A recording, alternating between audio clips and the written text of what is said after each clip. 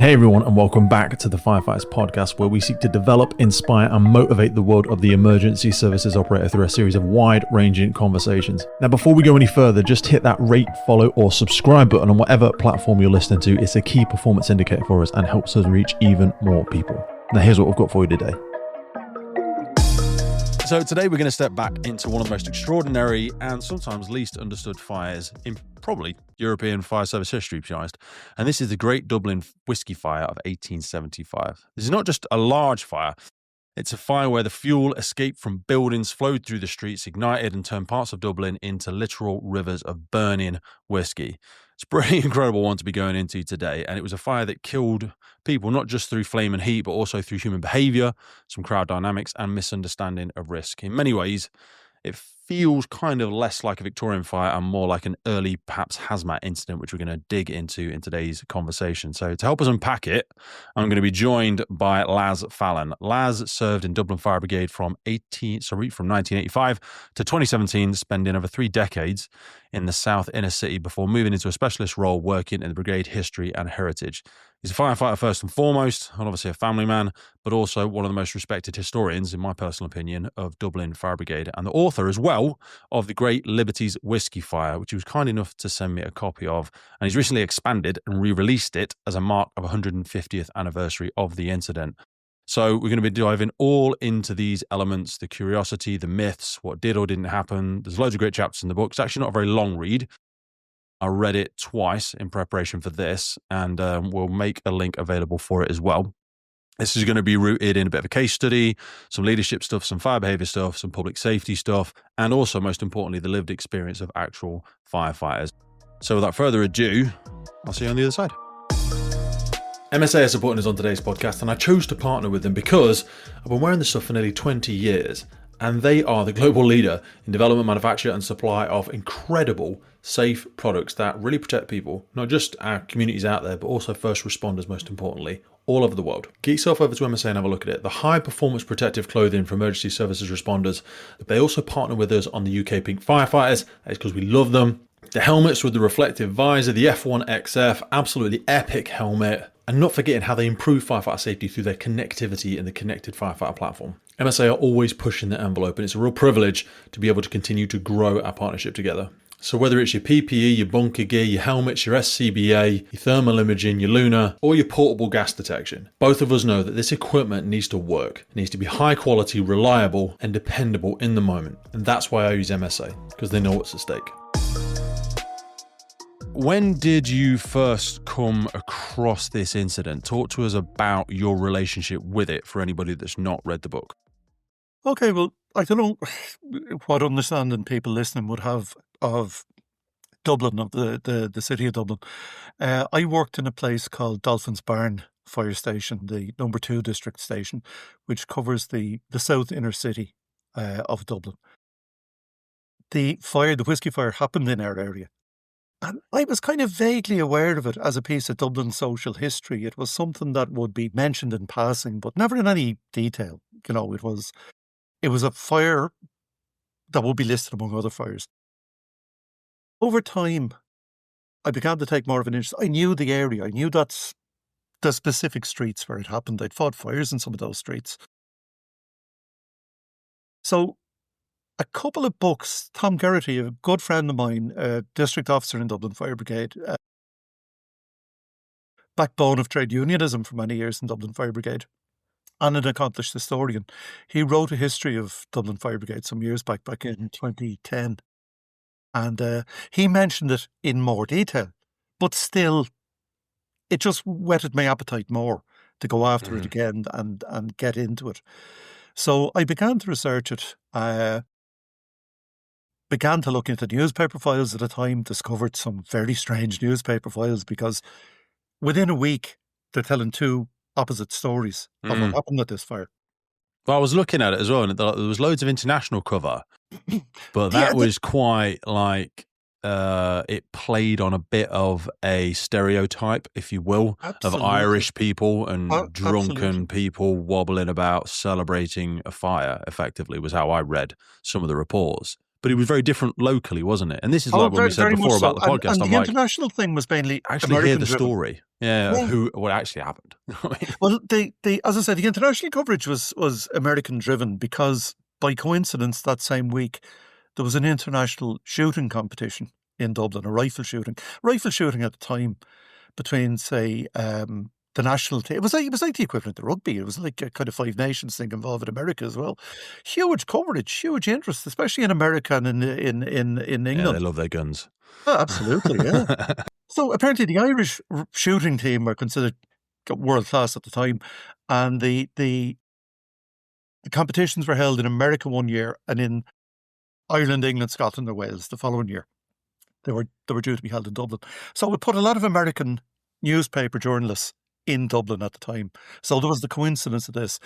When the fire happened, and we'll talk about that later, and the crowd behaviour in particular, it fed into an anti-Irish trope within America, where the Irish were still seen very much as, if not newcomers, certainly the big waves of immigration from Ireland had come in the wake of the famine, the Gorta Mór, the Great Hunger of the 1840s. The Irish weren't particularly liked in a lot of communities. There was a distrust. They're quite celebrated in America now, aren't they? The immigrants. Sorry? I feel like they are like quite celebrated in Very America much so. now. I think Very now much they so. are. I don't know, but like, Well, probably there's some very strong Irish communities in America, isn't huge, and huge in our line of work, huge in the firefighting. Yeah. The big change with the Irish in America, funny enough, was the American Civil War, because the Union was under pressure. It needed soldiers, and it was only too happy to have these waves of immigrants arriving from Dublin and from wherever else in Ireland. Irish fighting spirit, baby. Well, you want some of that on your team, don't you? You know, facing starvation or a uniform, a lot of people choose the uniform, you know. So well, also, I think it's a lot to do with like the area that you've grown up in, because I think of Ireland, I think of Scotland, I think of places like that. Obviously, great rugby teams, but also like because they've had difficult childhoods, and I don't just mean socially, but I mean just growing up in places where it's either very cold or it can be very wet, or it can be. Do you know what I mean? The whole like the California lifestyle isn't as a difference. Like, I don't think that builds. Well, I'm very confident it doesn't build the same type of character. Having had a few people on from California, and I've visited myself, because it doesn't callous the body, it doesn't callous the mind to the same sort of difficult environment. And then also there's the social elements, the challenges, the conflicts that Ireland has had. I think that just builds a different human being. It does. Adversity hones character. It does, definitely, without a doubt. Without a doubt. But like I said, you know, the Irish role in the American Civil War through entire Irish regiments, Irish brigades taking part in Fredericksburg and Gettysburg and all these major battles, it changed people's perception of them as not being just people who came to land on their shores and take what they could. They were people who were seen as contributing.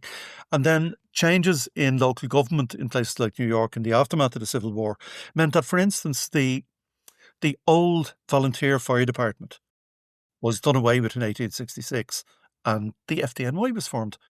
The old volunteer department had been a very socially, prestigious thing to be part of.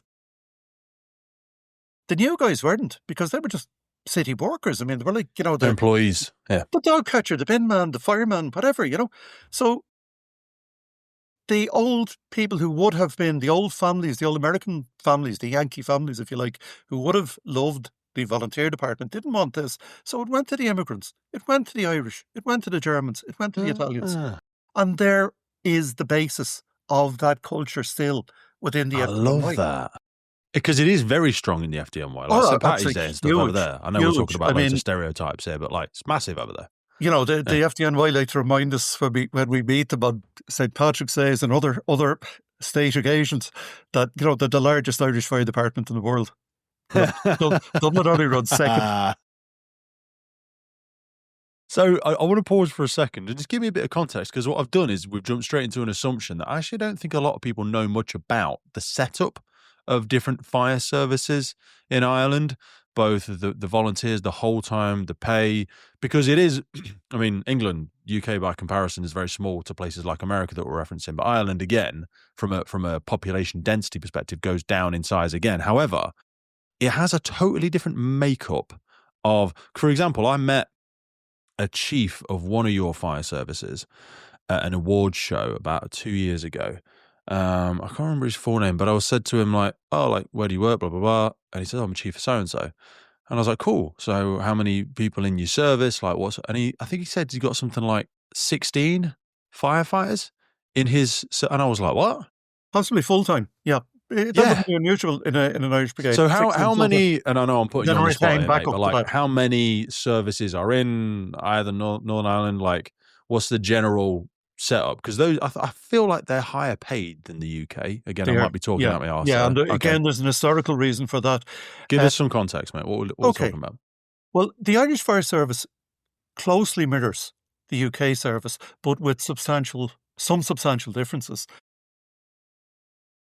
In Ireland, the main centres of population have full-time brigades, but that is Dublin with with a large brigade. I think it's tipping on for 1,500 at the moment. Cork City is full-time. Waterford City is full-time. The cities, Limerick and Galway, are full-time, and some in, I think, Louth as well. But But are other they than that, they're not part? So are they services in their own right, or are they they're all part of? full-time firefighters in the same way as Yeah, but are they in the UK. separate fire services? It's like They're Dublin, they're separate. Yeah, they are separate fire service, not a national service. Each local authority runs its service. because they're not at that far away from each other, are they? Well, physically, sort of Cork would be on the south coast, Galway and Limerick on the west, Dublin on the east. The areas in between, by and large, are served by retained fire service. Probably a small full-time cadre of officers, driver, mechanics, so forth, and the majority of men would be, or the majority of people, sorry, men, Oh, whatever. the majority of firefighters are retained. Even Dublin has a small retained element. They have 2 retained stations in the How does local area. the setup work for the retained versus the whole time? So is the retained salaried? Sorry, I'm getting into some real Yeah, minor retained detail is here, but salaried, like, and actually they've had okay, they had a because we're major trying to get industrial. salaried in a lot of places over here, and I don't think many have done it yet. I think there might be one or two, but ours still work on a monthly retainer, which is like £180, not a lot. I And know. then they'll get an hourly rate depending on calls, drills, Yeah, community safety stuff, whatever. yeah. But I think salaried is the way to go, because a lot of people, like before we started recording, I'd said about some of the places I'm going, some of the traveling I'm doing. A lot of people don't necessarily spend massive amounts of time in the community that they live in. They probably are not, their missus or their husband or whatever wants to go wherever at the weekend, so they might not be knocking about much. So we're struggling more, I think. How do you guys and girls do it? There seems to be a problem in attracting people into the retained service. Okay, yeah, Because apart from anything else, the backbone of the retained service for many years were either local authority workers or self-employed tradesmen. self-employed small businesses, Guys who are builders, working butchers, around the town, yeah, around the labourers, area. yeah. By the nature of things, we're in the middle of a construction boom. A lot of guys are working in the cities. They're not locally based. The local authorities employ less people because now they contract a lot of their work. And a lot of employers now are reluctant to allow a guy Yeah. to just Do you drop mind if I and just go. run off? How long are you going to be? Yeah, Oh, it might be an hour, might be 6. yeah, I can't run a business on that. What that's are you on it. Yeah, about? yeah. Yeah. Yeah, it is. Dublin works full time, as I say, with the exception of 2 retained stations in the North County. Very similar to the UK. We work, God, I'm 9 years gone. Hey, you're still a wee Still brother. part of the family. Still Come part on, of the you're in family. there. You're in there. What do we do? A 15-hour night and a 9-hour day. That's so much better than Well, 12, it's 12. also better because when they changed from the old group system of the kind of 24, 48, 24, and then 24, they were offered back in the late 70s, they were offered 2 choices, and they were described as the London system and the New York system. Okay. The London system, the UK system, that you would work yourself the 2 days, 2 nights, 4 off. New York at the time worked a system that Dublin still works, which is based on a 28-day cycle of 7 days and 7 nights. So you do a day and 2 nights followed by 3 days off, and then you do 2 days and 1 night, followed by 3 days off. I like that. 7 days, 7 nights, and a 28-day cycle, 2 long weekends guaranteed every month. You'll finish work on a Friday morning and not be back until Monday, and you'll finish work on a Saturday morning and not be back till Tuesday. I'm not a fan of the 224, and I worked Yeah, I it think for it's a terrible about system. 15 I think it's- years. I think it's It doesn't work with commutes. It's It's an ridiculous. anti-family system. From what Yeah. I've seen and from what I've heard from friends in the UK system, that, you don't have that many weekends. Time off is lovely, but time We off have a is... full weekend off in every 8, don't you? Well, we have 1 in every 2. Yeah, I know. So... I really would like it to change. A, for the commutes. B, for the childcare. C, for the, just like you said, the work-life balance. Because as long as we've got human beings at the station for 24 hours a day, it doesn't really fucking matter when they start and finish. So I don't know why we can't. I think there's a big union thing with it. And the union. Who's the big unions in Ireland? Is it FBU? Well, you see, we have the problem we have here, and I was a shop steward. I have some skin in the game, but we always had, in Dublin, we had 2 separate unions. We were often at loggerheads with each other, both of whom amalgamated with other unions to form a kind of super union. The super union would be SIP2, the Service Industrial Professional Trade Union. Firefighters are a part of that, but they're not a union within it. They're not even they're a section within it. Oh. So... Is the Fire Brigades Union not over there then? Fire Brigades Union don't organise in the south. And I have to say, I've worked with the Fire Brigades Union. I've worked with the FBU in Northern Ireland in Region 2. I've worked with them in the UK on various things, a couple of heritage projects with them. I think they're fantastic people. To my mind... Well, some people will love... I'm a member of the union. What you should aim for in a firefighting it's just union. power together, I think, is more of what I'm talking. Yeah. You know what I mean? Absolutely. But in Dublin, and you mentioned the pay rates are better than the UK.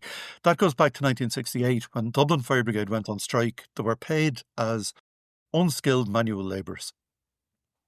And they went on strike for the skilled manual labourers rate, not the tradesman's rate, skilled manual labour. The guy who drove the van or whatever, operated the Kango hammer. At the time, they were in talks with Belfast Fire Brigade to look at, their pay system, and they tried to introduce that.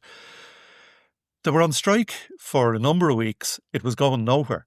But in 1968, the police in Ireland, which is a national force, were being reorganised. And policemen at the time were very, very badly paid. They didn't have things like, they didn't have the right to vote if you were a policeman. So to be a state servant. Jesus Christ. It was crazy stuff. You could be transferred from one end of the country to the other. Police officer in Ireland's got to be rough as well. Jesus. I bet that's hard. Firefighters, police officers and first responders are now stepping into environments wired with more high voltage than ever before. Everything from electric vehicles to solar panels feeding direct current through compromised structures, overhead power lines and illicit drugs factories with improvised lethal bypasses. Any single strike in the wrong place in this type of environment can turn things fatal very quickly, and that is exactly why we've partnered with Jafco. You already know who Jafco are. They have been relied upon for decades for sturdy, get-the-job-done equipment, and they are not resting on their laurels. They are evolving to face the challenges first responders are handling today through their insulated tool range. These are purpose-built for the scenarios where contact with hidden electrical hazards isn't just possible, it is increasingly likely. Their insulated tools are engineered for real-world abuse and use, designed to keep firefighters, police officers, and all first responders alive in environments where electrification is outpacing policy, equipment, and training. And you know this. This is the kind of innovation our sector needs and the kind of investment organizations should be stepping up to support if we are serious about protecting first responders from fatal consequences. So a massive thank you to Jafco for backing the podcast and backing the crews on the ground. Go check them out, learn what they're doing, and bring that conversation into your service, because this isn't about the future, it's about right now. What was good for us, not for them, what was good for us was that in 1968, to settle the police, they decided to give them a pay rise. And the firemen in Dublin were approached and said, look, will you take whatever we give the police? We don't know what it's going to be yet, but will you accept that and go back to work? And they kind of said, yeah, it has to be better than what we have. They did. There was an improvement in pay and conditions. That was 1968. 1969, the North blew up. and all of a sudden the state needed a lot of policemen, and they Mhm. needed a lot of motivated policemen, and they needed a lot of well-paid motivated policemen. Our boat was tied to their boat. So we tracked So theirs. we kind of went up with them. So there's still parity between a Dublin firefighter and a guard, a member of the Garda Síochána, a policeman here on the Wow. basic rate. And that has been a So working... what's an average firefighter? And again, I know I'm putting you on the spot. I know it's been 9 years, but like, what's an average firefighter's annual take home, You know, give or take? I'm out of touch at the moment. I'd be surprised if it's less than 40. Now, Really? you're in euros, but I would be surprised if it's less than 40. I would think probably on average then, with shift allowances, with overtime, whatever, 50 has to be 50,000. I was going to say, I'll have a little bit of a quick look now because I say it's not live. We always edit it anyway. Yeah, there's about 20% of the difference. I'd say there's about the euro to sterling. Like it fluctuates, obviously, but I know our lads are better paid than the UK service. So let's have a look. A fully competent frontline firefighter earns roughly 39,000 a year at standard payment before overtime and enhancements. Trainees start lower, 30k, and scale up to the mid 40 to 50k. Yikes. If you look at that broader average reported salaries, blah, blah, blah, blah, blah.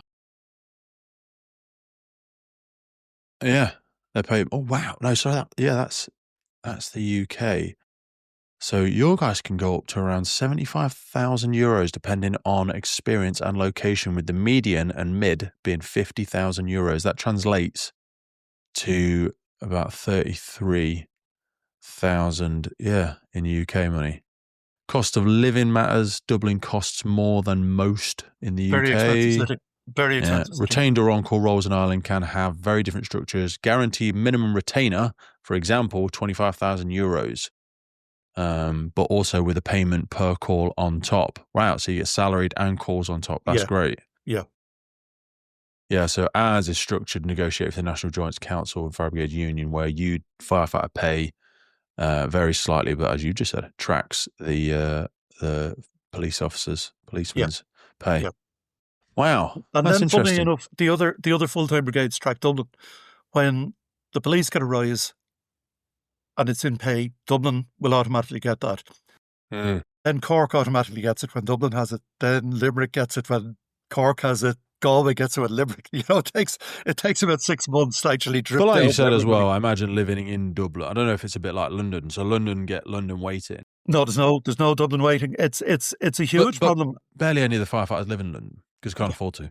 Yeah, I mean, You know what I mean? Dublin property prices are on a par with, you know, sort of Switzerland. It's crazy. It's causing huge social problems because people just can't afford housing anymore. No. Do And people get taxed more for second homes? you do, yeah. You pay property tax on a second home. I was going to say, because my missus has got property in the Isle of Wight and she pays like £500 a month tax. Oh, It's no. ridiculous. You'd pay.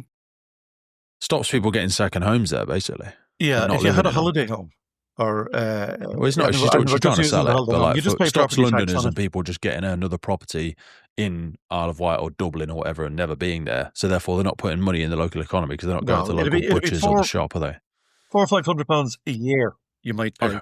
Unless you're using it commercially. If you're renting it out or doing Airbnbs or whatever, you would be liable for tax on that. But the just property ownership doesn't. No, it would be just property tax that you pay. Right, let me drag us back from our rabbit hole. That's my fault. 18th of June, 1875, fire broke out in the Liberties area of Dublin, around Chamber Street, Mill Street area, just near Thomas Street. What was happening? What was happening was that area in Dublin was known at the time as the Golden Triangle because you had major breweries. You had Guinness, you had Watkins, which was Guinness's rival in Dublin at the time. You had a number of major whiskey distilleries. You had Powers, Rose, you had two Jamesons from the whiskey distillery. There was an awful lot of distilleries. Prior to 1823, there was most towns in Ireland, most towns in probably the UK would have had a distillery which supplied the local market. And that was all they supplied, because when whiskey was made, it was taxed and you couldn't sell it for 5, 6, 7 years. 1823, the Excise Act changed and said, no, it was only liable to be taxed at the time that it was available for sale. So the big distilleries, and in particular in Ireland, where Irish whiskey was considered to be the premium whiskey. I think it still is, isn't it? It's gone back to that. It dipped considerably in the middle of the century, but it has. Conor McGregor, for better or worse, is trying to bring it back hard. Bless him. I'm sure he's loved and hated in various different measures. Conor, I think, is doing more for it as a consumer than as a producer. But anyway, I don't know. He's in it for something. But anyway, yeah. If it rises up, if it's net positive, then I'm all for it. It absolutely is. In fact, some distilleries have started to shut because they kind of. Is he trying to get into the government there? Is he which? Is he trying to get into the government? Did I read? He indicated some willingness to stand as president. Fair enough. Whatever. But he had absolutely no qualification to stand. And there's a what, Laz? Why does that matter? Come on now. Well, why are you being no. When I say qualification, I mean in the sense that he has to have the backing of a number of local authorities or political parties or whatever. Anyway, I think it was a PR stunt rather than a serious, definitely. a serious attempt to break into politics. So whiskey then globally, it was whiskey, renowned as whiskey Irish is what runs Dublin. Whiskey is what runs Dublin. If Manchester was Cottonopolis, its industry relied on the cotton industry and the whole area. Sheffield was steel. Sheffield was steel. Yeah, Belfast was engineering and linen. Linenopolis. That phrase is used. Dublin was alcoholopolis. Okay. Cargolopolis. We didn't have the big engineering. We didn't have the shipbuilding. We relied on. Belfast was the industrial driver in Ireland. Dublin was the social. It was the head of administration. The British administration in Ireland operated out of Dublin. It was the largest centre of population, but the biggest industry was by far was brewing and distilling, and their rates kept the city going. Yeah. So there was a very light touch regulation in terms of what they wanted to do. When they could make whiskey in bulk, they needed somewhere to stock it because you couldn't choke up your distillery with last year's production, and So the idea of a bonded warehouse, a secure warehouse where whiskey could be stored for up to 10 years, whatever was needed. That came in. All the distilleries needed this. The Customs and Excise ran it, but they didn't supply them. So there was a business there for commercial businesses to build bonded warehouses.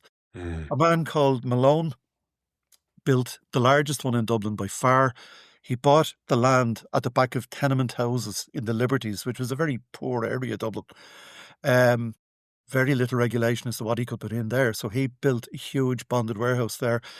And he stored, at the time of the fire, he was storing 250,000 litres that we know of from the whiskey distilleries. He was also storing possibly the same again from commercial importers, brandy and gin and vodka and whatever else, anything that needed to be, or even tobacco, anything that needed to be in bond. He had it there, but we know he had 250,000 litres. Well, there's a law, isn't there, that it's got to be aged for at least something like 3 years actually in Ireland in order for it to be called Irish whiskey. So the storage of the stuff must take up masses of room, like you say. Part of the storage, and it wasn't clearly understood at the time, they lose a percentage when you store a cask of whiskey, a barrel of whiskey, for that 3 years, 5 years, 7 years, whatever you want it to come to. You lose a percentage. You might lose 10% of the volume. Yeah, it evaporates, doesn't it? It evaporates, and it's what people in the industry call the angel's share.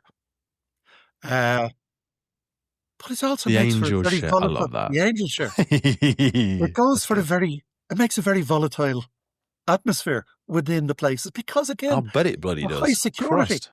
They're not well ventilated places because if you ventilate a place well, it's also a way in for burglars or thieves. So these places are like miniature prisons. They're very heavily secured. So basically, you have locked up thousands and thousands and thousands of barrels of whiskey, which are not. I bet that's cool to walk into and watch that. I bet the fumes overtake you. But I bet to walk into them, you're like, these barrels. There must just be warehouses full of this stuff. Absolutely stacked floor to ceiling. Mate, I bet that's cool to see. And the only people who ever went in around them really were the workers who'd move stocks from one part to another as it was coming closer to the time that it could be sold. New stuff going to the back. And the customs and excise officers who went in and just checked that everything was secure, that everything was sealed, that no one had been in, that no one other than themselves had real access to it. And on the 18th of June, 1875, the last person that we know to set foot in Malone's warehouse was a customs and excise officer, and he sealed the place at 4:30.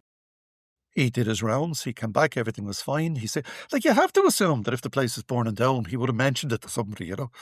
If you came You'd like to across his think fire so. with a back, like, he would have Yeah. at some point passing remark. He signed it off as being fine. Okay. 7:30 that night. 8:30, sorry, I beg your pardon, 4 hours later, the roof collapsed. Shit. The roof collapsed and blue flame, alcohol, pure burning alcohol, shot 100 feet into the air. So that's been burning for a number of hours. That's built up a huge body of fire inside of there. That was and there's none of the normal stuff. Nobody is reporting a glow at I the was going to window. say, stupid question, but there's obviously no flame, smoke detection, no No. ion beams, no nothing in report these of warehouses. smoke. Nobody smelled smoke. See, it's a very secure place. So it's contained within the building. So there's no glow at a window. There's no smell of smoke. There's none of that usual stuff. Yeah, but there's also Most no anybody detection. knows. I'm just trying to like put my mind together. I'm trying to think back then if there was much of any fire detection technology. And the only thing they would wasn't. have had was water sprinklers. So that would have actually made the situation worse, as it turned out. Yeah. Okay. When the roof went, and the roof had completely burned away from the inside, it collapsed. You know, the triangle is complete. You know, you have no shortage of fuel. You have a lot of heat, and now you've unlimited oxygen. So immediately the fire just jumps up a huge, kind of ramps up a huge level. As I say, you've these blue flames shooting 100 feet into the air. Barrels of whiskey exploding and getting blown from the building, breaking apart on the street and just adding to the fire out there. Because as the barrels explode, the whiskey goes on fire. It's flowing through the warehouse. It's starting to flow out the front doors and into the street outside, or D Street. Oh my God. That particular area, and you can walk it, and I've done walking tours down there. And if you're ever in Dublin, I'm taking you down there. We'll go down and we'll do the walking tour of it. Come. Gerard has invited me a few times. We'll speak about him later. But yeah, man, it's on my hit list. It's on my hit list. The flames are flowing down the street. Now, the only thing that saved Watkins Brewery on the other side of the street was there was a very high camber on the street, the high centre. So the flames, the natural run of those streets is downhill towards St. Patrick's Cathedral, known to the Liffey. It runs down the street. As it's going, it's the worst of both things. It's the worst of a fire and a flood. Because it's not coming to your door and burning through the door and set fire to your house. It's flowing under the door. Already burning. On the corner of our D Street, there's a pub, and the owner had been confined to bed for something like 3 years. The man hadn't moved in 3 years. He moved that night. His wife rounded up some of the hardened drinkers who were still sipping away, like on the fire starting, and managed to grab him out of the bed and run off with him. Around the corner, there's another well-documented case where they were having a wake in a house, the Irish tradition of waking a corpse, that you bring them home, you set them, you put them in the coffin in the house, people come and visit, they'll have a few drinks, they'll tell stories about the person. It's, it's a way of dealing with the thing. Yeah. The house went on fire. So what they had to do was evacuate everybody, but then they remembered him as well, so that somebody went back and grabbed the corpse. Yeah. They ran off with him up the street, and they deposited him apparently safely in a doorway somewhere, because it had dawned on them that what's flowing down the street is whiskey. And it's a lower city, physically a lower city, 3-4 stories. So people all over the city are seeing this massive plume of smoke, of flame. Word is spreading that there's a massive fire, and people will go to fires in those days. There's no public entertainment. It is public entertainment. We're still going now. Yeah, of course they do. Everyone just get in your car and go, let's just drive down, see what it is. Yeah. Let's fake up the traffic all around the place and go down. Yeah, absolutely. The fire engines getting in so we can have a look. Let's go and have a looky, Lou. Yeah. So this is happening. People are gathering in huge numbers, and they're gathering because, apart from the spectacle of the fire, there's unlimited supplies of whiskey. The gutters are full of it. Quick pause, because I want to tell you about a new partnership we have with First Tactical. First Tactical builds equipment for people who work when environments are seriously unforgiving. And if you go to their website, you'll find kit is designed specifically for us, for firefighters, for police officers, technical rescue teams, fire investigation, hazmat, hazardous materials teams, urban search and rescue. This is honestly the equipment that you really want to rely on. It's built for real operations, real pressure, long ass days, and I genuinely use this stuff. Here's a few of my favorites. They've got their men's Defender short sleeve. I've got that in black. It's got a huge load of specialized pockets, space for all of our gears, the pads, the pens, all of the stuff. It's got them on the sleeves on both sides. Also got the Defender pants. These have got 28 pockets in total on them. It's mad. Let's be honest, we absolutely love the bags. I use their 25-litre specialist half-day backpack. The shoulder straps as well are strong AF. Like I say, this isn't lifestyle gear. Is built for real world, real operations. We talk about the realities of the job, and First Tactical is just the ideal partnership for us. So go take a look, firsttactical.co.uk. Now back to the show. Fire brigade arrived within minutes. Now, the fire brigade in Dublin at the time had been founded in 1862. The first chief, James Robert Ingram, was an Irishman who'd emigrated to New York. While in New York, he worked as a banknote engraver, but he had joined the volunteer fire department. And as I said, that was a very thing in the years before the Civil War. It was a socially very advantageous thing to do. You know, it was kind of a social club as much as anything. In 1862, late to the game, Belfast had a brigade from the 1840s, Edinburgh from the 1820s. They decided to set up a municipal brigade. He applied for the job and he got it. Now, a number of people who applied went on to be chief officers in major British brigades afterwards. But this fireman from New York managed to convince people that he was the man for it. So when he came back to Dublin, he was allowed to recruit a brigade of 40 people, 40 men. Never got 40. Up to the late 19th century, Dublin never managed 40. He had 25 men. Why? He was terrible. Continuous duty, made worse by the fact that he only had half staff. So it was absolutely 365 days a year continuous duty. Harsh conditions. Yeah, I bet. But he set up his brigade in 2 small stations and was starting to build a name for himself. But that night went and faced the fire on any brigade in Europe, London, Edinburgh, Berlin. Anybody would have been faced with this, with his 25 men. And he realised that he couldn't put water on this fire, because if you put water, it's like putting water in petrol. It's just going to float on top. You make it worse. But he needed to stop it. And one of the things he needed to stop was the drains had to be blocked, because the burning whiskey was flowing into the drains. It's gone down. There's an underground river in that part of Dublin, the Poddle. It was getting into the Poddle. It was getting into the sewers. It was exploding sewer gases underneath. I was going to say, this it was going to go out onto the Liffey, which was full of wooden sailing ships at the time. So he needed something to block this. They tried putting down sand and rubble and lifting cobblestones. None of that worked. The whiskey, there was just too big a volume that was flowing through. It's gone through different streets at this stage. It's burning all in its path. He decided he needed a soft organic material. And the soft organic material was plentiful, because everything is horse-drawn. Yeah. So the city council would have spent their days going around with carts, removing horse manure from the streets. It'd be brought to depots and sold off as fertiliser to farmers or whatever. So he told the council guys to bring the carts to the Liberties, bring all the horse manure they could get their hands on.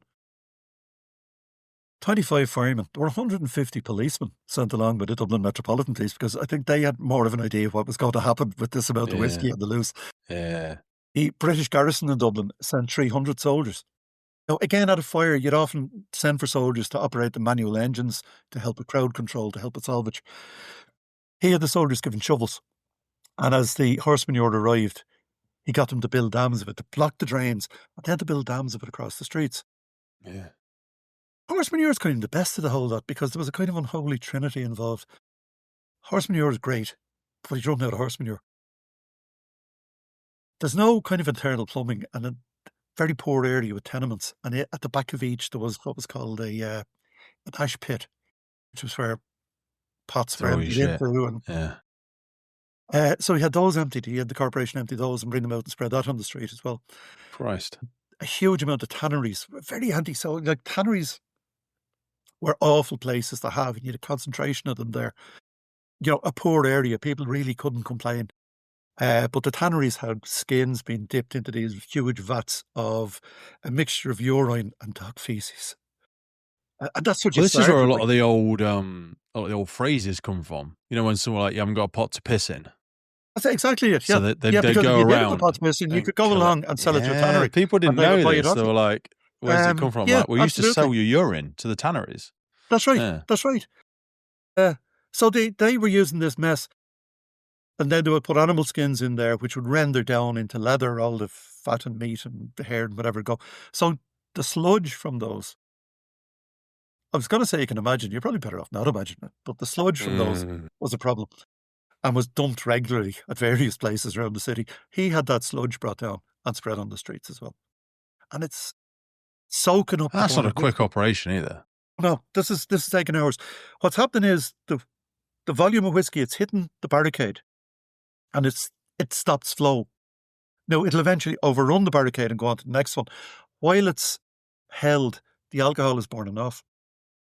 It's the old brandy on the Christmas pudding thing, Yeah. Once you can stop it, the alcohol will keep burning off. So by building a continuation of barricades, it's pooling, burning off, overflowing to the next one. More of it's burning off, more of it's burning off. So would I be right in saying that there's like probably not a great deal of active intervention with the source of the fire? We're focused there's on nothing you can do. containment I mean, here. there's no foam. There's no equivalent to foam. It's going to burn till it's finished gonna burning, burn. basically. It's going to burn. And at this stage, whole streets are burning. So what he's doing, what Ingram is doing, is he's planning ahead. He's looking at an entire city block and saying it's gone. He's going to write it off. There's no point going near that. What we want to do is stop it before it gets to that place down there. We'll stop it here.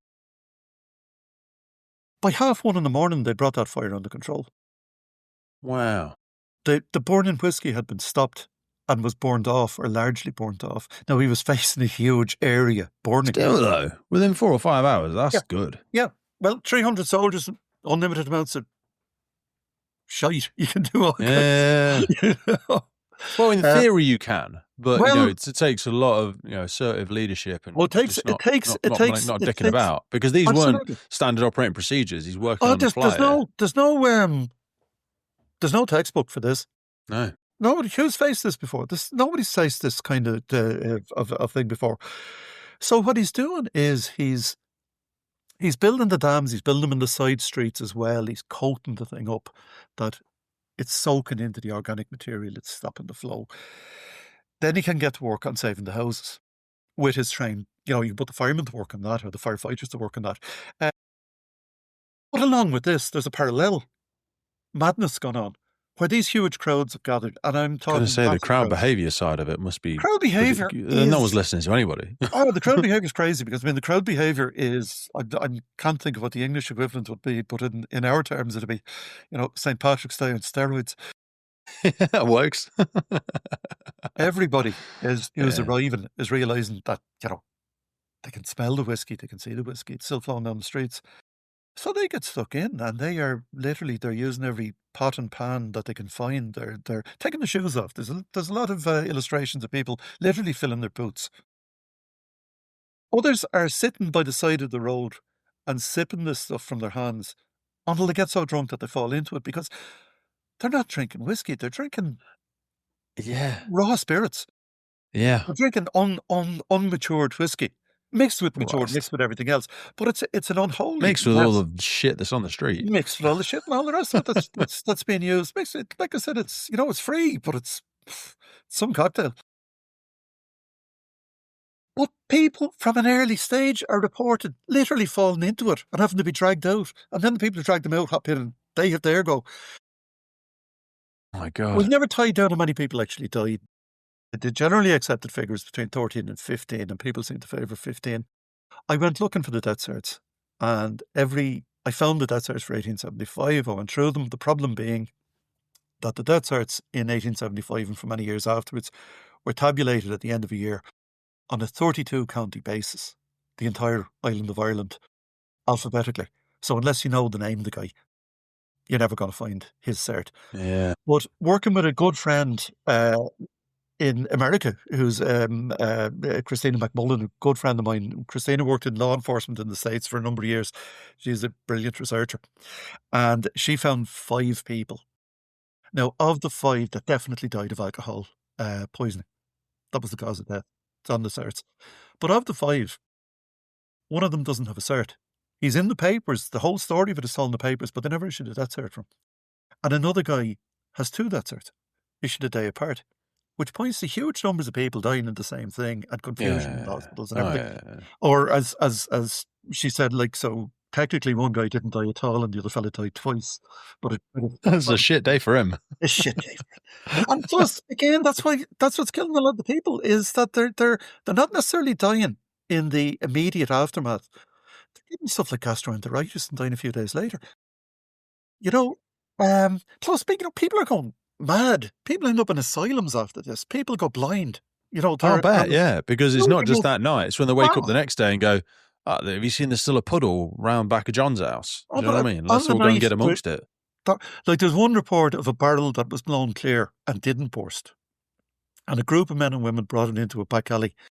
And one of the people who died there was a carpenter. But someone, and it possibly him, produced a gimlet. The old carpenter's tool, like a massive corkscrew. Yeah. And drilled a hole in it.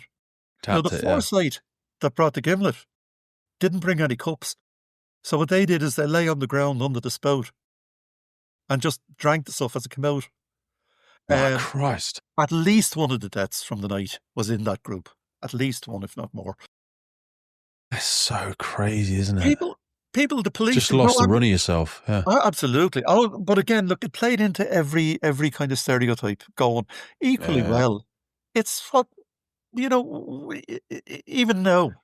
Pick any city in the UK, you will have a percentage of the population who will absolutely... I'm a recovering addict. Do you know what I mean? I went through Narcotics Anonymous in my early 20s.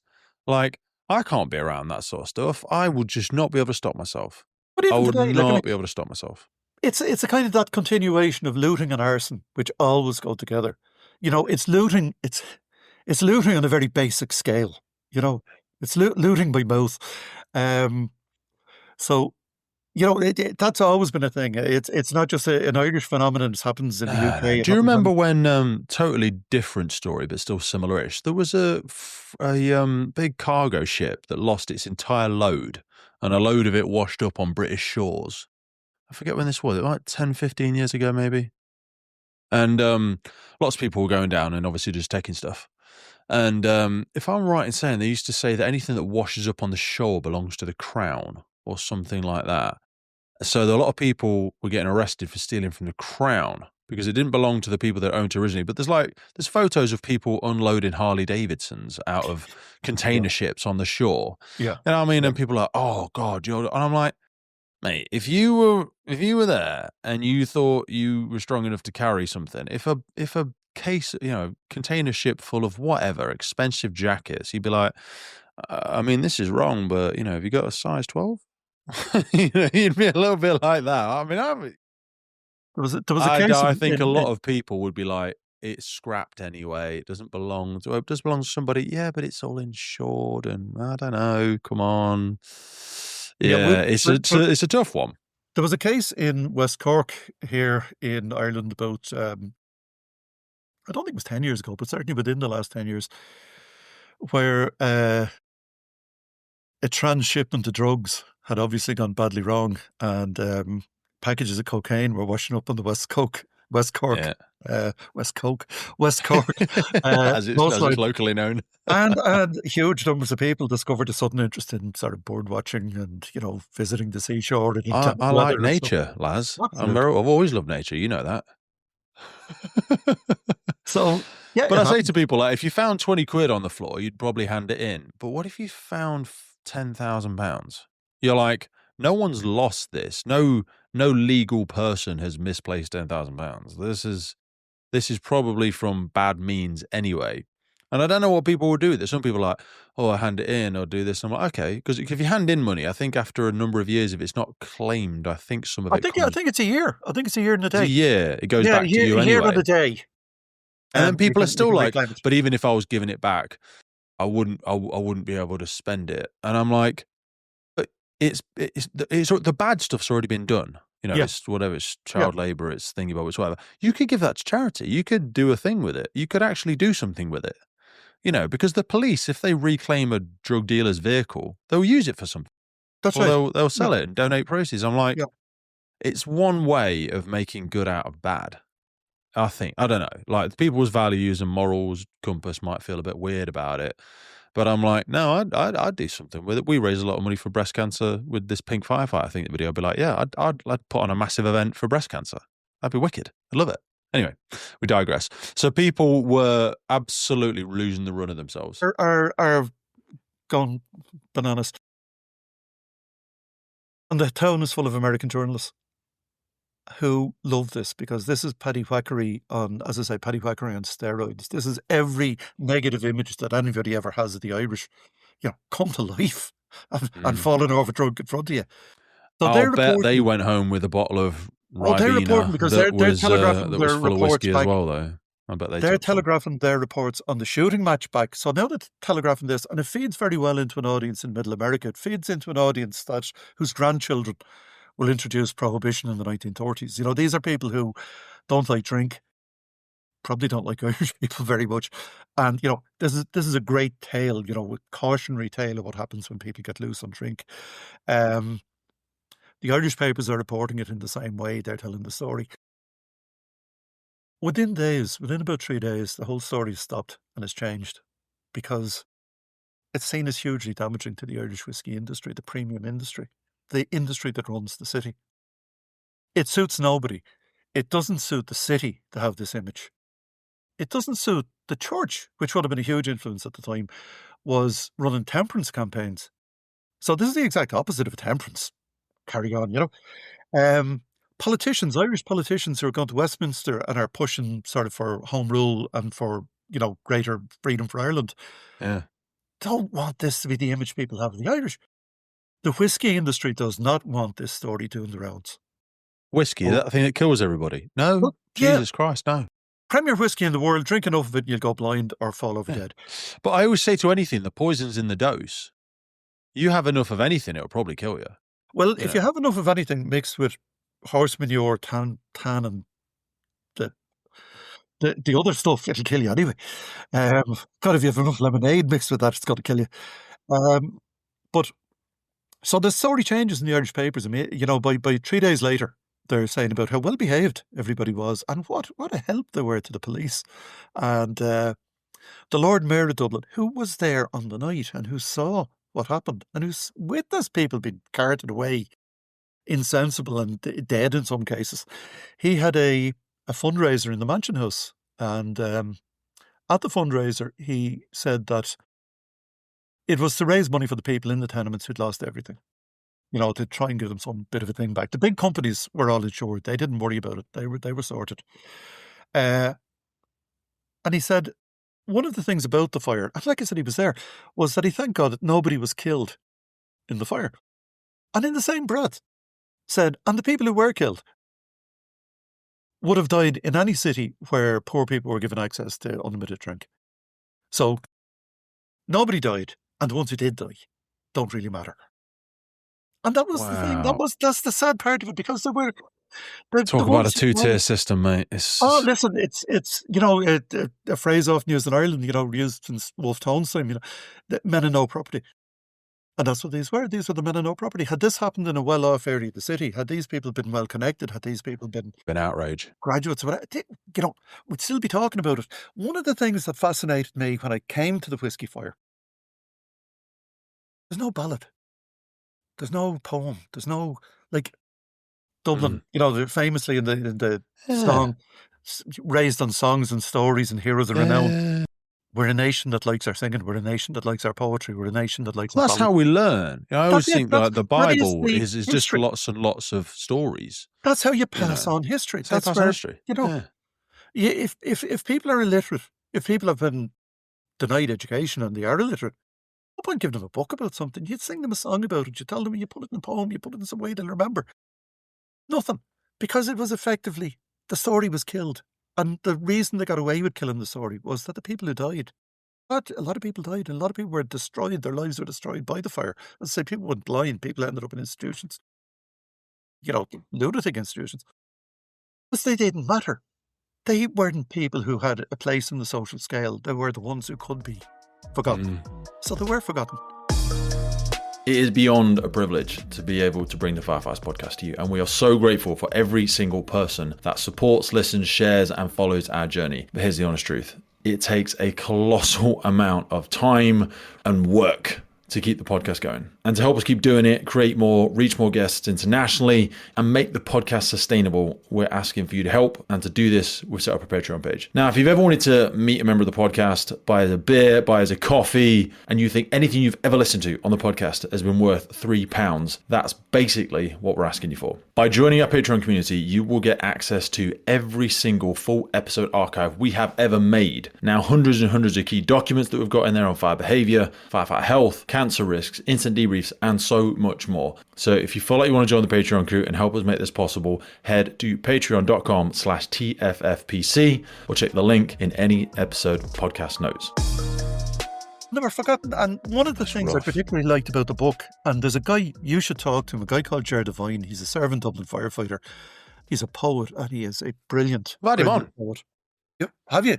Yeah. Look, Ger's... Mate, I had him on about a year ago. Great guy. I absolutely love him. There's a great guy. He read your poem amongst others. In fact, he wrote a poem I've got the for the Firefighters book. Call up on my wall here because he sent me a signed copy of it. Yes, yeah.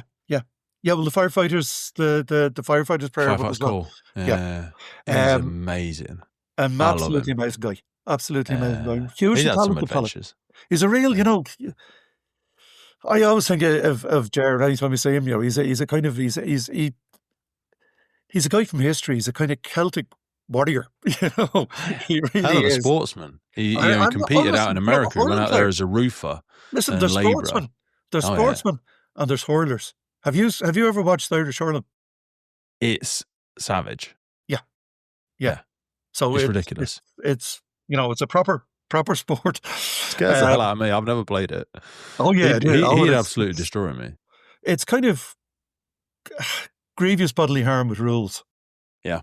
That's probably the best way to describe it. Loosely held rules. Loosely held rules. But it's still a gentleman's game as well. Like everyone covered in blood, shake hands afterwards. Well, it's an amateur game. And I mean, the biggest, most important match of the year, the All-Ireland finals, the fans intermingled. There would be no question of ever having to separate fans.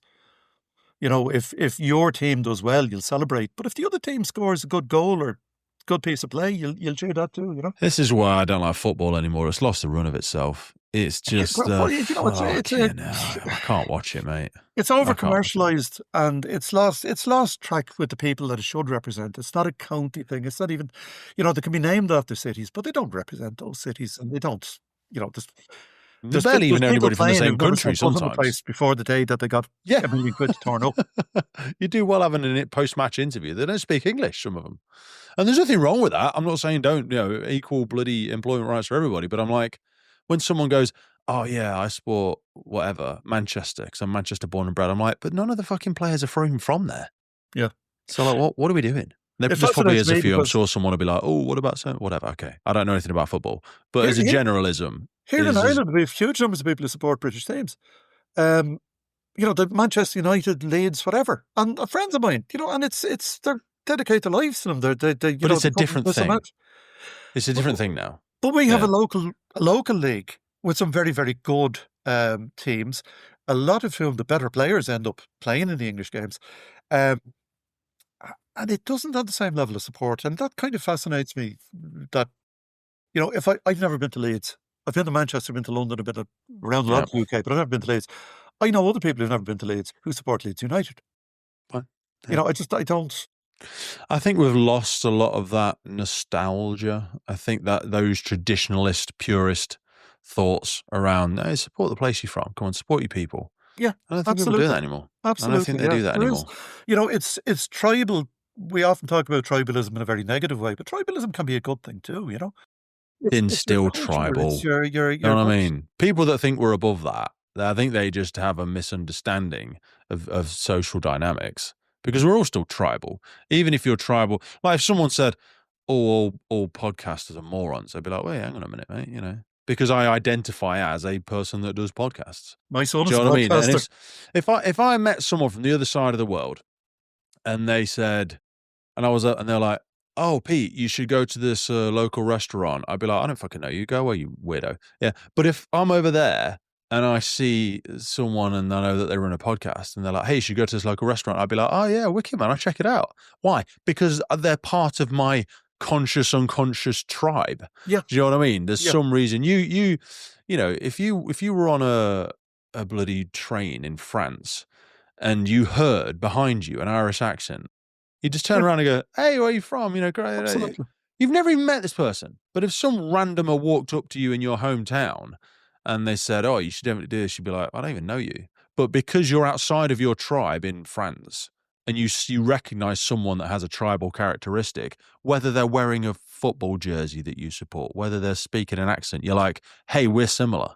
We're the same tribe." Do you know what I mean? And you have that connection, that trust. We're all still tribal. People that Well, think we're above that we're is the classic ridiculous. example of it here now. What we're doing this because we are of a tribe. Yeah, and that's the beautiful. And you go anywhere in the world, someone Absolutely. goes, "Oh yeah, I'm in the fire department." You go, "Yes, brother. How are you, my friend? Yeah, How's the exactly. family? What are you up to?" We are both of that And he's tribe. like, "Mate, you need We're- to check out this place. Go and have a go and drop into here. Go and have a coffee there. Go and get a drink." You'd be like, "Absolutely, mate. Really yeah, appreciate you." I seen a very good thing recently, or a phrase that struck me as very, very true. It said that culture are the stories we tell each other about each other, and history are the lies we agree on. Oh, that's powerful. Isn't it? Culture is the stories we tell each other about each other, and history is the lies we agree on. Yeah. Because history, I mean, we spoke before we came on about like people rewriting history now, and you go, Oh, no, listen. how often has this happened before? Yeah, I Do you mean, know what I mean? I'm Irish. History still plays a part in our day to day life, for better or worse. And history is what brought me into this. History. When I joined the fire brigade, I joined in 1985, and I worked with lads. The me in those days, the old lad on the watch, was a fellow who'd come in the 50s. When he had joined, the senior men had been in the job during the 1916 Rising. They'd seen the War of Independence. They'd seen the Civil War. They'd seen the bombing of Belfast, which is a big event this year, the anniversary of that, when Dublin firefighters went north in spite of neutrality to help Belfast. So there was, and because I was in the job, because I was part of the tribe, they talked to me. They wouldn't talk if an academic came in to sit down with them. Everyone would clam up. But they talked to me because I was a Joe Soap. I was a firefighter out in number 2. I was in Sea Watch out in number 2. I did my bit on the union and whatever. Like, I was an ordinary guy. I was one of them. So I got access to stories that simply no one had been given access to before, and access to material that people had from fathers and You grandfathers. should have run a podcast. Well, in my day, that's the whole point of this, because the amount of incredible books. stories That was the first book. I don't know if you can see it there. There it is. Yeah, we got it. The Irish Revolution. Again, it just opened a whole window, which no one had looked through before. So important. Podcasts, actually, podcasts. As you know, my son Donald runs a podcast called Three Castles Burning, which is a Dublin social history, and I've been on that a few times. But I'm not. No, I think podcasting generationally has. I'm amazed. It's still in its infancy. It really is. Like, but there's a lot of people like yourself who understand it and who can work it. I think you just need to care less about it. I always say to people, like, no one's that bothered. Don't worry about it. But like, if it's a story, whether you think it's true, it's not true, you just heard a thing, you heard what, I'm like, just put it down, because I don't think that's any different than and these are my words, not yours, but than some religious books.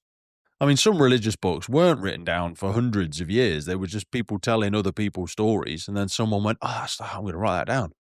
And now we go like, we say it's gospel. You know, if I told Laz a story and then asked him to repeat it in 100 years, or asked his fifth cousin, what's the likelihood you think is going to be similar to what actually happened? I bet it's going to be a little bit different. Yeah. Yeah. But nonetheless, like your book, and again, I've got your copy of your latest one here. This is just a new version of that. We're just reinventing the wheel in a different version, because my biggest frustration. And with your consent, I will read a couple of chapters of this to put Absolutely. after this. Yeah. We won't read it all, because it's too long. Not too long, but like I wouldn't do that to it because I want people to go and get it because it's really Don't interesting. do it to your listeners. Don't do that. No. Because mate, this is really at the preface, especially. We're going to read a few bits from it, and I'll put them in after this. But unfortunately, the younger generation don't read the debriefs as much. They don't read the books as much. It's not because they're not interested. People go, "Oh, you're not." That's not what it is. It's just because they've learned a different model of absorbing information. They look at a video, they would like to listen to something in the gym or when they're driving or whatever. Do you know what I mean? And very few people, other than people like your son and myself, there are plenty of them around. But there needs to be more. Because if we don't know where we've came from, how do we know where we're going? Exactly. You know what I mean? Exactly. And a lot of people more are to the hungry for point, this knowledge. They are you hungry need for people it. you can trust. You need people you can respect. You listen to, the same story can be told by 10 different people and you will end up with 10 different versions. You need people who you know and trust, understand the whole background to it, the whole zeitgeist of it, the whole culture of it. Yeah. Like what you do, nobody else could set up a firefighters podcast unless they're a firefighter. Yeah, there's loads who would be way better than me at it, but also you have to kind of get over yourself. You have and to realize understand the tribe. You have to understand the tribe, yeah. But you also have to remember that, like, I'm not an expert in anything. I always say I'm a subject matter enthusiast. Yeah, I'm an instructor in a bunch of different things, but I just learned from someone else that was telling a story seventh hand. So I'm just trying to go back to the subject matter experts like you and go, oh, you lived there, like. You've walked the streets. Tell me, like, what was that? Oh, Christ, yeah, I never thought about that. And then just put it out there. It's free. People can understand it. People can learn from it. So speaking about learning from it, so let's talk a little bit around the aftermath of it. We spoke around the media sides. Right. Spoke around some of the fatalities, some of the social and economical damage. Like, I imagine this was a bit of a moment where they recognized the value of the leadership and the pressure placed on Dublin Fire Brigade. They did, but the immediate reaction, the immediate lessons learned from it were economic.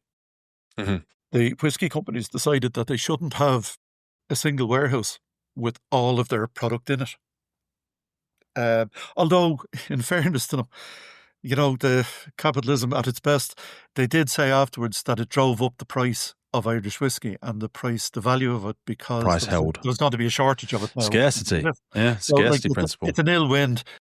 A lot of people dead, a lot of people in hospital, but geez, the share price went up. Never let a good tragedy go to waste. Absolutely. Is something that economists, it's a horrible saying, but they're like, never let a good tragedy go to waste.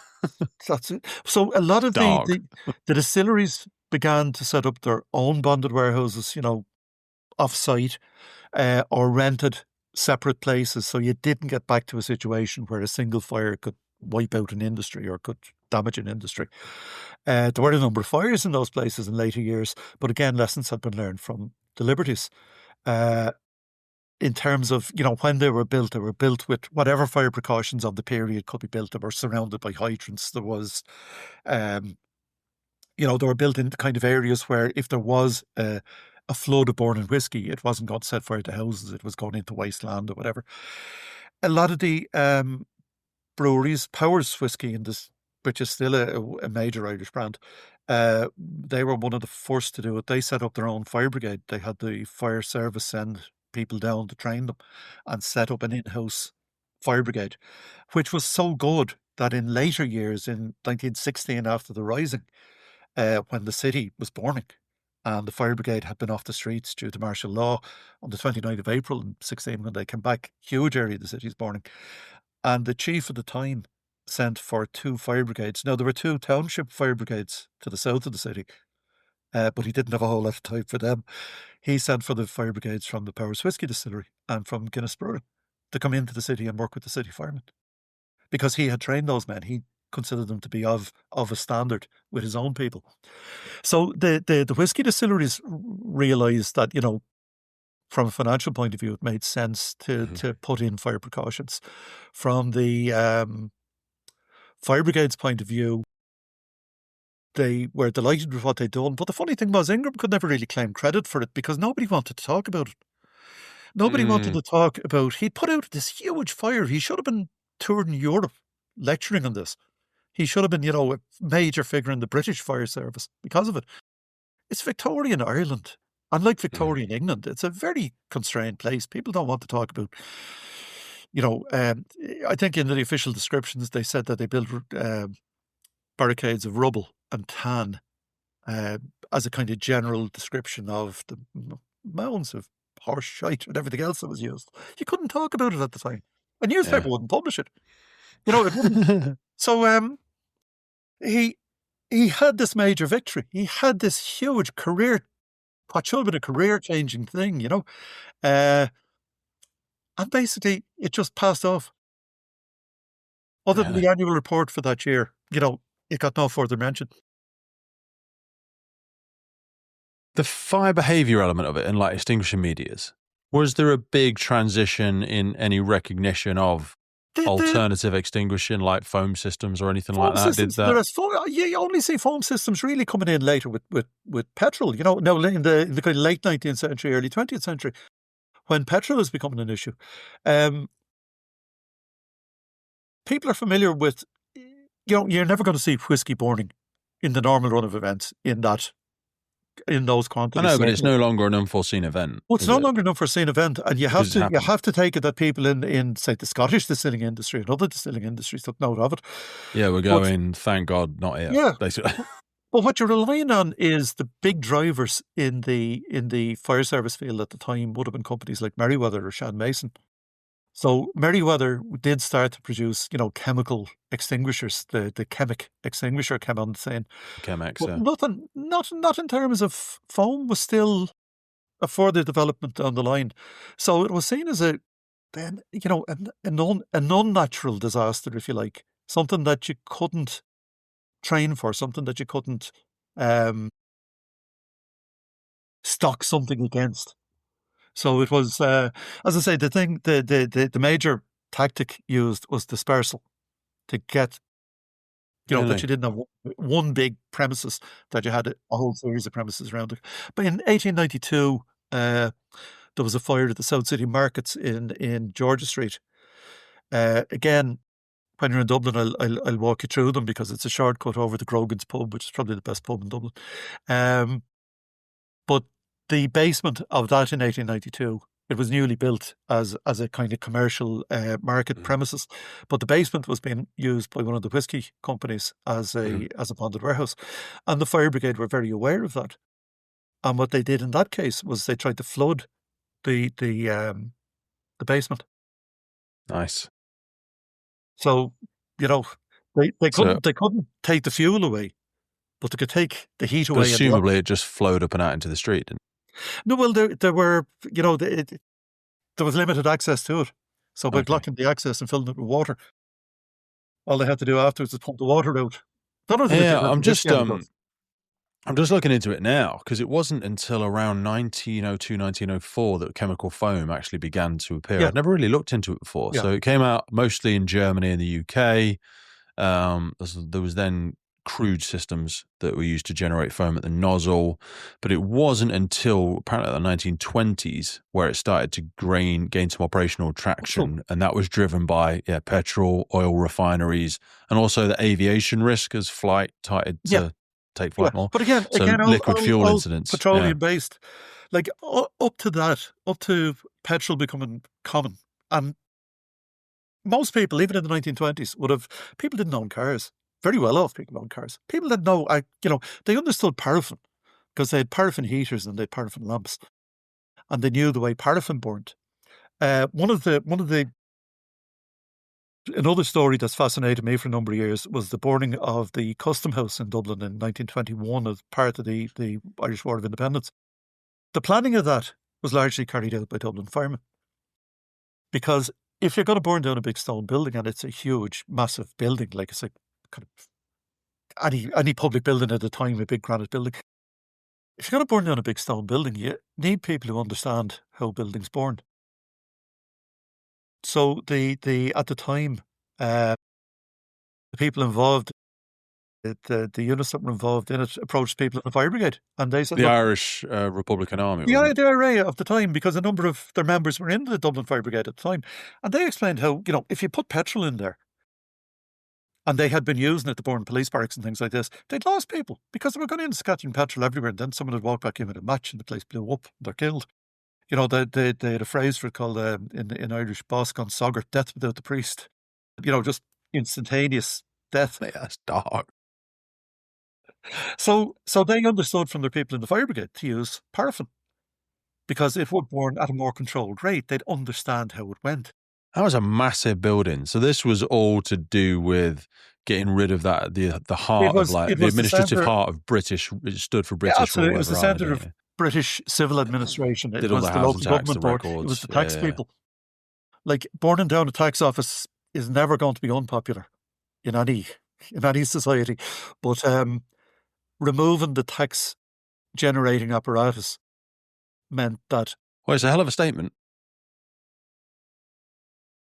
If you take away the people who are generating money from the country, and the country is just a negative thing, it's just a black hole that the British government had to keep pouring money into. They were already losing the war militarily, or certainly coming to a stalemate militarily. They couldn't win. They couldn't lose, in a sense, but they couldn't win. Yeah. But now the civil administration had just basically gone up in smoke. So you couldn't raise funds, you couldn't raise taxes, you couldn't, apply rates.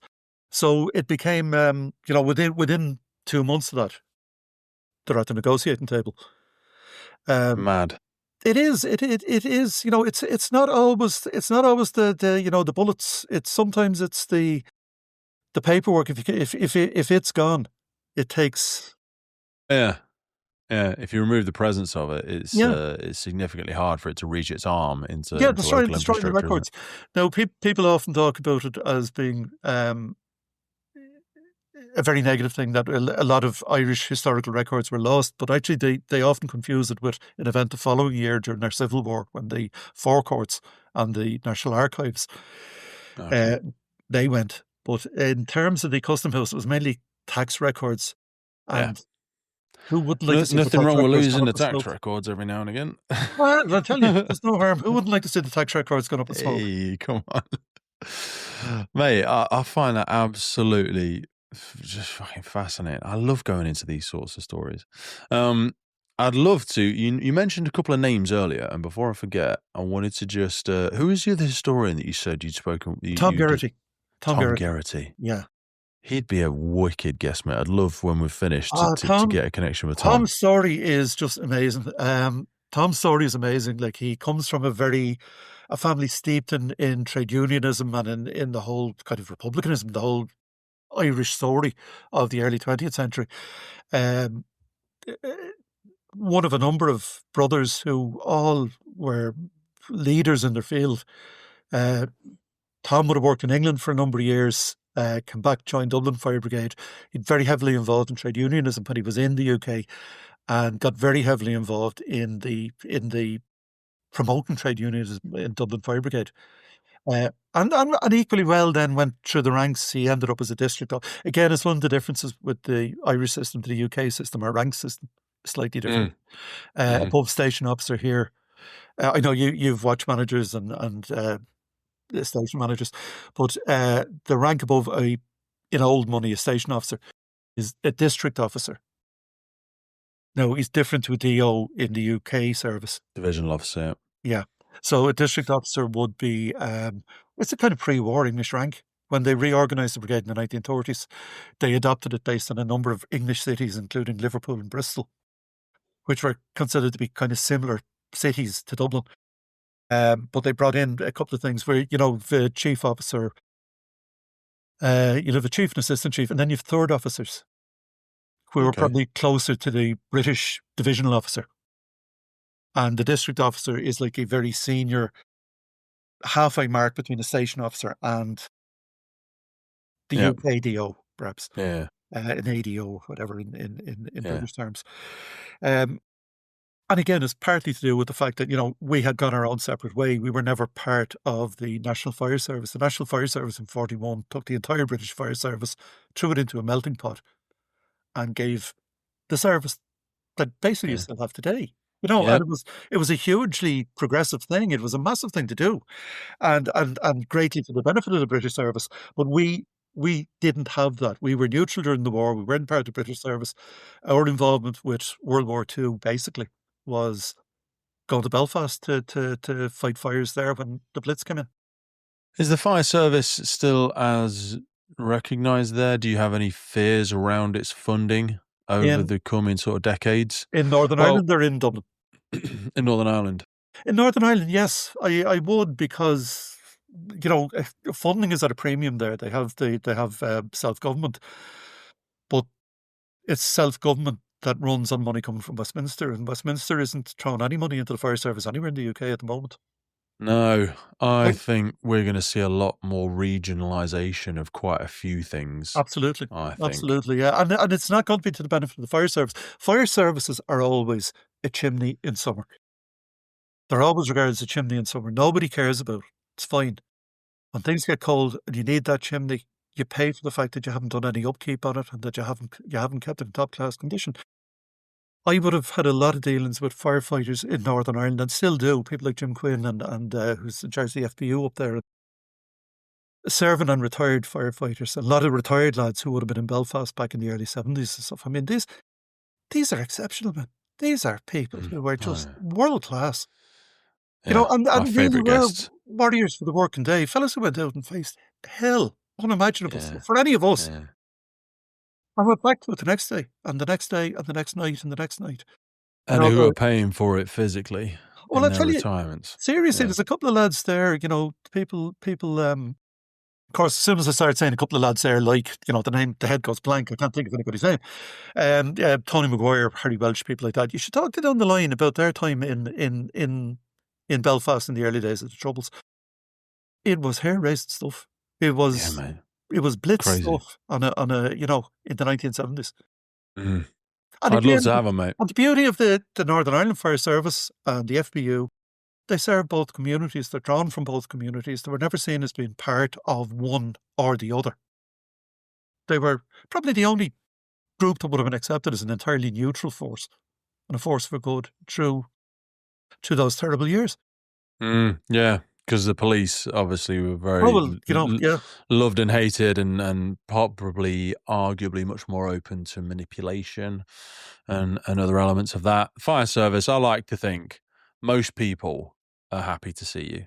Most people are happy to see you. When you Most roll people are down the happy to see street, you you. still do get attacks. There are I always more used to say attacks to recruits, it was, my thing that we don't do cabaret. We meet people on the worst day of their lives. Potential to have. Now, the worst day of their life might involve the cat being stuck up the tree and not coming back down. It might involve They've granny never called the locked. fire service in their life before. They're calling it now for the first time, and you are showing up. Nobody was ever having a party and decided the real thing we're missing here is the fire brigade. Let's ring them. This will make it perfect. Yeah. Something has gone wrong. Something's gone wrong. And like I said, it can be. The world is collapsing. Yeah. Granny might have hit the sherry and locked herself in the toilet and won't come out, and we need somebody to open the door. It could be your kids had a road crash. It could be a house fire. You've had a crash. Someone's jumped off the roof or is about absolutely. to. You know what I mean? You always know what you call the ambulance service for. You always know what you call the police for. Most of the things you're calling the fire service and going, fucking shit's gone sideways. I don't know what to do, but it's definitely not the police's job, and I don't know what a paramedic could do here. Can you come and find a solution? Yeah. Well, again, so we turn up with a big red toolbox. That feeds back, Pete, to what we were saying earlier. It's the tribal thing. You said we understand each other. We have a whole set of references with each other. The same as we'd have with a fireman in Paris or Germany, Australia, or anywhere, because there's a set of common experiences, a set of common walked a similar path. It's not the same as mine, but you know what I'm talking about. Absolutely, yeah. It's absolutely that. Yeah. Hold on, mate. I've absolutely loved our conversation today. I want to be respectful of our time. We've done an hour and a half already.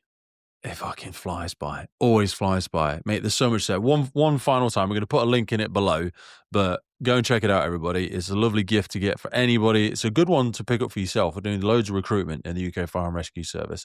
And we rarely get actually as honest, my words, nobody else's, as honest sort of debriefs and accounts of incidents, because they go through all the politics now and they have to be doctrinated and checked and edited so they're not, offending anybody. And sometimes you read a debrief and you're like, I'm not sure what I'm supposed to take away from that. There's some really, really great meat in the bones of this. So we'll stick a link underneath for anybody to go and follow in. I'm going to stay in contact with you, mate, because I'm going to ask you for a bunch of other people, friends, colleagues, because these people don't know. These are where we get all of our incredible guests from. It's people writing in, it's people dropping us a note, it's a friend of a friend. And that's what we're always hunting for. And you just delivered it in abundance today, mate. I really do appreciate you. Send my love to the family. Pleasure. It's been an absolute pleasure. And I look forward to being over there and catching up with you and Gerard. I'd love to do it. Well, that's it for today, folks. Hope you took a lot away from that episode. We started the Firefighters podcast to develop, inspire, connect, motivate, represent, and most importantly, celebrate the world of incredible emergency services operators and the wider sector through this series of wide-ranging conversations. We really love creating this podcast and bringing it to so many people. Did you know you can also find these on YouTube? We do a lot of video podcasts now. You can head over to our YouTube page and follow, subscribe there. And as a final ask from us, whatever platform you're on, please rate the podcast. It really helps us as a key performance indicator to reach more and more people. I've been your host, Pete Wakefield. This has been the Firefighters Podcast. And wherever you are in the world, please stay safe, be happy, live with intention, and where possible, please remember and support your firefighters and first responders. I'll see you next time.